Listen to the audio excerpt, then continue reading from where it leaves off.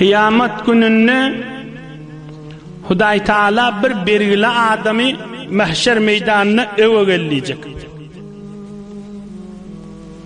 Ohum aytacak: ey Adam oğlu, fîme ahadte hâded-deyn ve fîme zayya'te hukukan nas. Näme dip belgili boldun? Näme dip adamları avundur koydun diyecek Allah Taala. Ohum ol adam aytacak: ya Rabbi, inni akhadtuhu ve lem akul ve lem ashrab ve lem albas ve lem udayya walakin ata ala yedi imma harq ve imma sarq ve imma vadi'a. Ohum ol adam aytacak: ey Rabbim, men şu pulu halkın hakkını iyeyinip almadım. Şunu alımdan sonra ne doğru yedim, ne doğru içtim, ne doğru da giydim. Şunun hakkını verecek bol gece günü zahmet çektim. Yöne bir oğurluk düştü malımda. Ya malıma ot düştü, ya bir işim olmadı. Yoksa şu belgili olumdan sonra ne doğru yedim, ne doğru içtim, ne doğru giydim ya Rabbi deyip yıkılacak yankı benimle. Ve yekulullahu azze ve celle: sadaka abdi. Allah Zülcelal'e aytacak: şu bennem doğrayt ya diyecek. Ana ahakku men qada ankel yevm. Ey bennem, sen bergini ödüm vereyin, sen cennete gidip diyecek. Ana ahakku men qada ankel yevm. El hadis ravahu'l İmam Ahmed ve gayru. Sen bergini ödüm vereyin, tarafı ödüm razı edeyin diyecek. Haklılar, yaş oğlanlar, jıvan oğlanlar, Türkmen doğuncuklam alınsa haklı. Huday hemmenizi algı, bergi, narahatçılıktan saklasın. Yönü zindagide birdenli yaş oğlanlar, jıvan dostlar, Türkmen doğuncuklam. Bir vaqtda adacık bergiye girsen, şu bergiden çıkacak bol, beni bergiye girme. Basım öyünü eşittir, dostluğunu eşittir. Zinanan bolsa eşittir, oğlun şonu eşittir. Hay tesavimiz çekeylin di, men şu jiri bergiyim ma di. Bergin o boynundan geçenden sonra nem deyip eşittiren bolyan.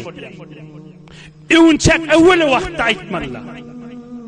Halkın yanını gägiren bolup, halkın yanını öz siyasatim saklajak deyip, bergiden bergi etsen, yan kıyaqda giyip bilmersin. Huday sen bergin berjek diýmer ha. Huday övde koyup da soracak algı bergililerden. Näme sen halkın hakkını yedin deyip. Huday'a allap bolacak mı? Adamlara allap bolana Allah Zülcelal'a allap bolacak mı? Biz ulukon hakkılılar. Adacık berger yerdin durmalı. İçeriğin zinanı oğlun şık doğulluğunu eşittirmeli. Mene şu mıqtar adacık pul berger yerdim diymeli. Näme maslahat diybeli.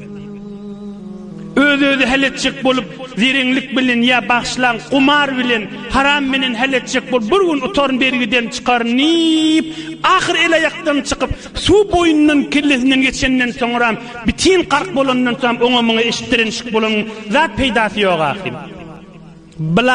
Brabi o biride ahir berge girmeğin bir delili de yaş Türkmen inni üniversitelerle iştirin başka kişide bir afeti de yerden birden pullanacak bolup etdiler. Etmelilerdir. Müslüman assasadır.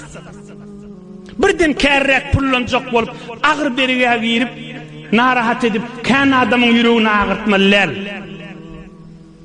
O ýagdaýlar yıla del ha keramatly uçup günaha jegse de o günah ýuwlarym qadiýamasyn.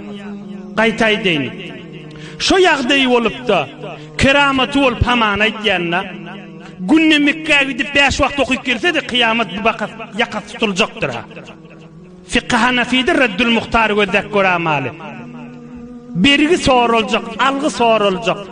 Emme yankı ýagdaýda bolsa canı bilin çıkacaktan doğru iman, doğru içmen tarafı da düşündürüp ara adam alıp ara adam salıp yenak, içenak, giyenak, içerisi bilin canı yoğu bilin berjektin tüs musulmanlardı. Hem evveli vakt giyecek oymani hem uzaklaştırmany, hem özi halletjek bolup, onu bir belgiledip, ondan alıp onu da belgiledip, ondan alıp onu da belgiledip, ýene aýdýan, inni üsberýän ýaşaglyň bu hakly tut, mana iki dünýäň abadlyga sebepdir. Inni Resulullah aleyhissalatu vesselam we näme diýipdi? Ey sahabalarym, kim meni algysy bolsa aýsyn niwet. Kime degen bolsam aýsyn diýipdi. Ey cemaatler, ahirki minbere çıkan Resulullah aleyhissalatu vesselam. Kime degen bolsam aýsyn diýipdi. Tüs musulmançylyk gurrundaş aýdylyp durulan gurrun. Tüs musulmançylyk gurrundaş aýdylyp durulan gurrun. Tüs musulmançylyk gurrundaş aýdylyp durulan gurrun. Sen haridar, sen tutýan, sen amal etýän bol. Döwrüňizde bikip halk tutmaýar, bikip galdyrma. Sen tut, iki dünýäň abad bolar. Sen tut, Hudaý arkaň bolar. Sen tut, işte mahşer meydanına Peygamberimiz baydagalanna perçemiňi seni baydagyňy seni basym mararsın, rahat mararsın. Hudaý Allah bolýannaldyr. Yaradan Allah ýaşaýşyňyza, öýüňize, malyňyza bereket bersin.